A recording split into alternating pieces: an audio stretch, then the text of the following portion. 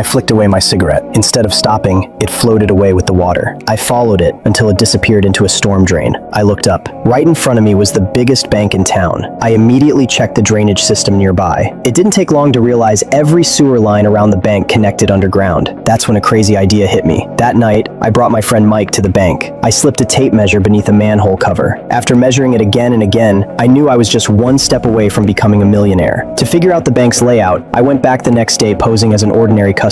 I walked around, quietly taking mental notes while secretly snapping photos. Before long, a security guard noticed me. He demanded to check my camera. He searched through everything and found nothing, because I'd already removed the memory card. Getting caught was part of my plan. I wanted to memorize every inch of that bank. When I got home, I drew the entire floor plan from memory. One problem remained. We still didn't know how far the sewer was from the vault. Then I came up with another idea. I painted a mark on one of my car tires, pushed the car to the front of the bank. By counting the tire's rotations, I could calculate the exact distance from the sewer to the vault. Then we'd know exactly where to dig. Another problem came up. Even if we reached the vault, how are we supposed to open it? To study the lock, I had a friend pose as a wealthy client making a large deposit. While he was inside, he carefully studied the vault's locking mechanism. Using what he learned, we built a hydraulic lock breaker. It could destroy a lock cylinder in seconds. After that, Mike and I worked day and night digging the tunnel. Just as we were about to break through, another obstacle appeared. Even inside the vault, opening the massive vault door would make too much noise. The bank was packed during the day. One loud sound, and we'd be finished. Then I came up with an even crazier plan. The vault door stayed open during business hours. So instead of sneaking in quietly, we'd stage a robbery. Everyone's attention would stay focused on the lobby. While they were distracted, Mike and I would slip into the vault through the tunnel. Once we had the gold, we'd disappear the same way we came. Everyone agreed. The plan was solid. The next morning, our guys stormed into the bank with toy guns. Within moments, the entire lobby was under control. Seconds later, security called the police. While our crew forced the staff to fill the bags, police cars surrounded the building. Our man locked the front doors, buying us more time. At the same time, Mike and I made it into the vault through the tunnel. We pulled out the hydraulic tool and destroyed the lock cylinder. The vault opened. The gold was ours. Upstairs, our crew kept stalling, keeping the police busy for every second they could. Meanwhile, Mike and I filled bag after bag with gold bars. Then we dropped them into the tunnel. Our partners below loaded the gold onto an inflatable boat. Once every last bar had been moved, I laid out a red cloth and carefully placed every toy gun on top of it. A few moments later, the bank fell silent. The police launched their assault. When they finally burst inside, all they found were terrified hostages. By then, we were already deep inside the sewer beneath the bank. Before leaving, we blocked the tunnel entrance with a heavy safe. Then we climbed into the raft and floated away. At the same time, our crew was already waiting above us. They lifted the floor panel inside a truck, pulled us and every bar of gold aboard, started the engine, and drove away.